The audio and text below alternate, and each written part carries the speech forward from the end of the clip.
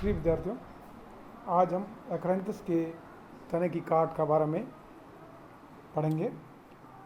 एक्रांथस जो कि एमरंथेसी कुल के अंदर वर्गीकृत किया जाता है और एक महत्वपूर्ण वाइल्ड प्लांट के रूप में हमारे इस हैबिटेट के अंदर ग्रो करता है। इसको आंधी जाड़ा के नाम से लोकल भाषा में पहचाना जाता है।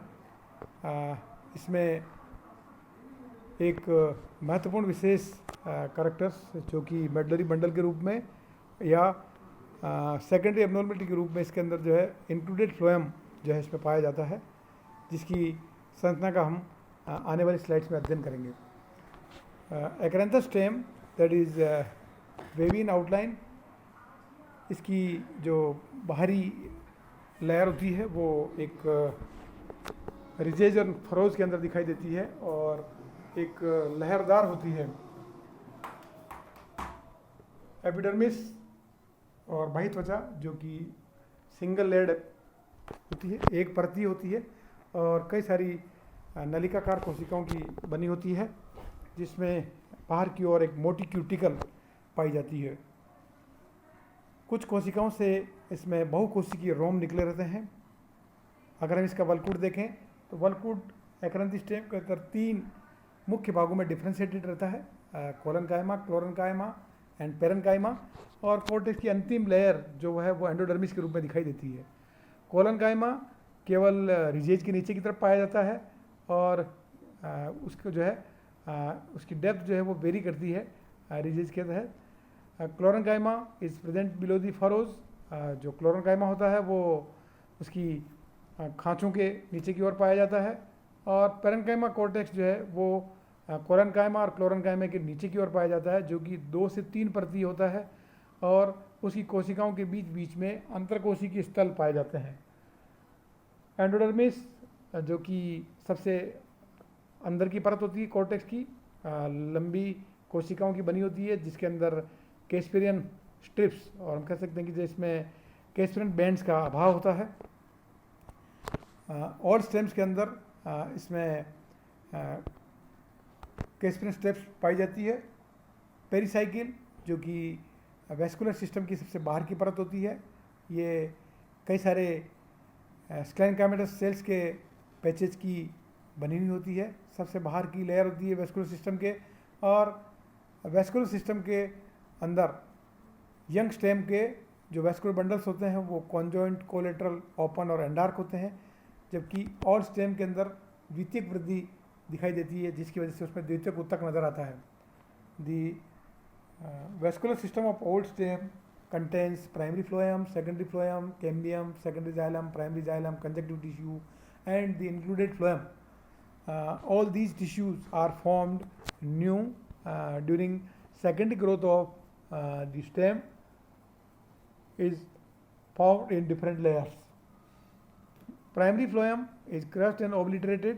हम जानते हैं कि द्वितीयक वृद्धि के कारण प्राथमिक फ्लोएम जो होता है वो क्रश होकर के और टुकड़ों में विघटित होकर के पेरिसाइकिल के आसपास पाया जाता है, जबकि द्वितीयक फ्लोएम एक कंप्लीट रिंग के रूप में सीव ट्यूब्स, कंपेनियन सेल्स और फ्लोएम पेरेनकाइमा का बना होता है, और एक पूरी रिंग के रूप में सेकेंडरी फ्लोएम यह पाया जाता है।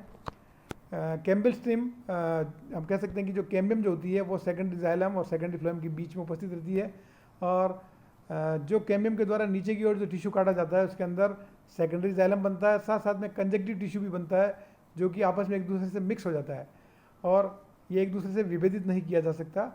Large xylem vessels are very clear in thick walled conjunctive tissue, लेकिन इस कंजक्टिव टिश्यू के अंदर या संयोजी उत्तक के बीच बीच में जाइलम की बड़ी बड़ी वेसल्स जो है वो क्लियरली दिखाई देती है। प्रोजेनकाइमा या कंजक्टिव टिश्यू के अंदर कई सारे फ्लोएम के आइलैंड्स दिखाई देते हैं, फ्लोएम के ग्रुप्स दिखाई देते हैं, जिसे हम इंक्लूडेड फ्लोएम या इंटरजाइलरी फ्लोएम या फ्लोएम आइलैंड्स कहते हैं। ये फ्लोएम आइलैंड्स जो है वो सेकेंडरी ग्रोथ के दौरान पैदा हुई एबनॉर्मलिटी के कारण डेवलप होते हैं। प्राइमरी जाइलम पित्त के जस्ट बाहर की ओर उपस्थित रहता है। पित्त इसकी वेल डेवलप्ड होती है, मजबूत की होती है। इसके अंदर जैसा कि बताया गया है कि दो प्रकार की एबनॉर्मलिटीज़ पाई जाती है। एक प्राइमरी एबनॉर्मलिटी होती है जो कि मेडुलरी बंडल के रूप में होती है, और एक सेकेंडरी ग्रोथ के दौरान जो इंक्लूडेड फ्लोएम का निर्माण होता है वो सेकेंडरी एबनॉर्मलिटी होती है। मेडुलरी बंडल्स जो कि पित्त में उपस्थित होते हैं, दो ही मेडुलरी बंडल होते हैं, दोनों एक दूसरे के आमने सामने उपस्थित रहते हैं, और एंडार्क होते हैं, कॉन्जॉइंट होते हैं, कोलेटरल होते हैं, ओपन होते हैं। So it is primary abnormality, और medullary bundles are in the form of leaf traces.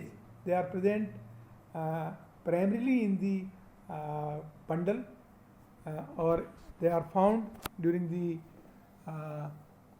birth of the particular plant where they are in primary origin, whereas secondary growth, that is in the pericycle region, extrastellar cambium strips developed which produces secondary vascular bundles, and these secondary vascular bundles are found with the conjunctive tissue, and there is no difference between conjunctive tissue and the secondary vascular bundles.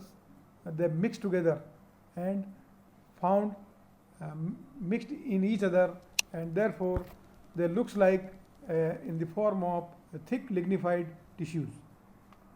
The smaller islands of phloem of secondary vascular bundle appears in the form of patches in the conjunctive tissue, and these patches of phloem are called as included phloem.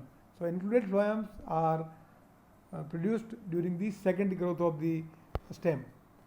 Identification, अगर हम पहचान करें इसका, तो इसमें xylem के अंदर vessels पाई जाती है जो कि एंजियोस्पर्म का करैक्टरिस्टिक है।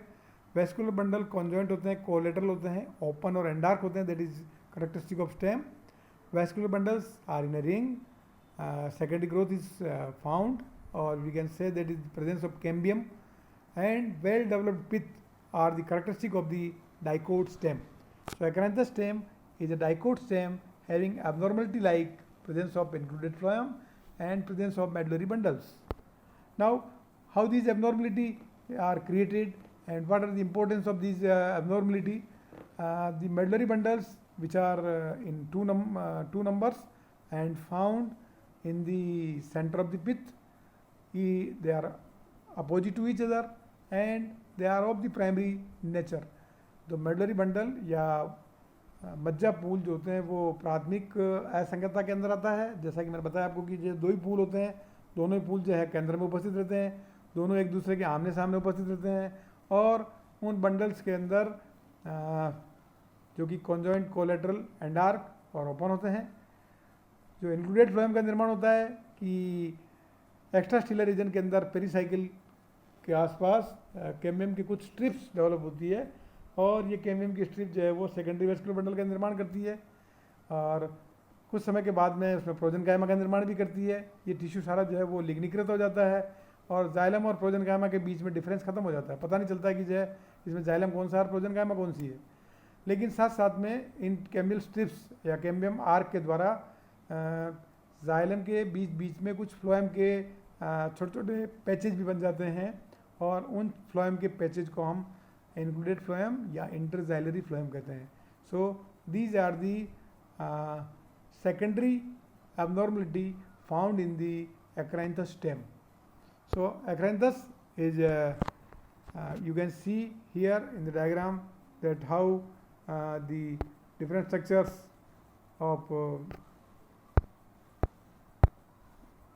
abnormality are found in the Acranthus stem. These two are the medullary bundles present opposite to each other. This is the first abnormality, that is presence of medullary bundles and presence of included phloem in the secondary tissue, that is included phloem, and this is the abnormality of second number. So these are the two important abnormalities are found in the stem of Acranthus. However, other structures are just similar to other stems, the presence of hairs, the presence of cuticle, presence of epidermis, then cortex, that is coloncymatous, chlorenchymatous, parenchymatous, then it is the secondary tissue in the form of conjunctive tissue, and the medullary bundle in the pith. So there are all other structures which are generally common in most of the dicot stems, but these are the two important abnormalities which are found in the acantha stem are the presence of medullary bundles and presence of involuted phloem in the secondary tissue of the stem. Uh, Thank you very much. This is all about the structure of acantha stem. You have to draw the diagram in your practical file, and the PDF is being sent with this e-lecture.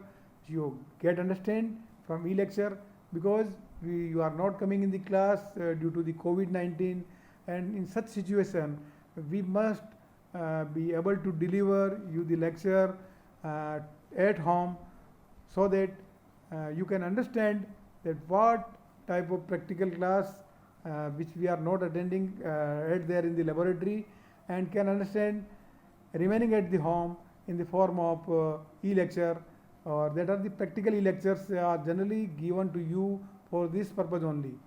So please see all these e-lectures and PDF sent with this.